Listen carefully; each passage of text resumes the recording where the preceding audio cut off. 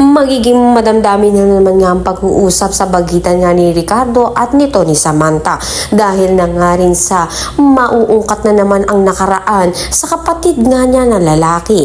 Ito nga ay patuloy pa rin yan na masama ang loob nga ni Ricardo kay Samantha dahil siya pa rin nga ang sinisisi nga nito sa pagkamatay nga ng kanyang anak na lalaki.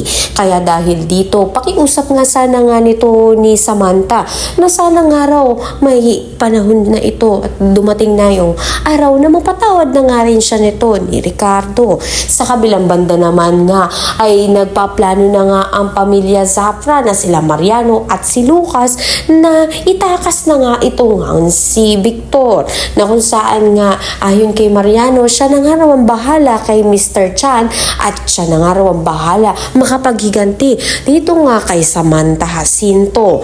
Hindi naman nga palalagpasin nga nito ni Lucas ang pagkakataong ito dahil gigil na nga siya na makapaghiganti sa ginawa nito ni Samantha sa kanila nito ni Victor at sa kanilang pamilya. Kaya naman dahil dito ay nagsipaghandaan na nga sila upang dito nga ay paghigantihan na nga nila si Samantha.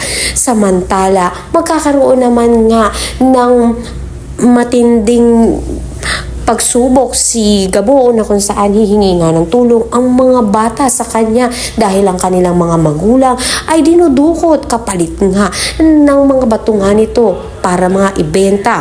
Kaya naman pakatutukan nga natin dito kung mapipigilan nga ba nito ni Gabo ang masamang gawain ito. Ang lahat na nga abangan natin. Maraming salamat sa panood.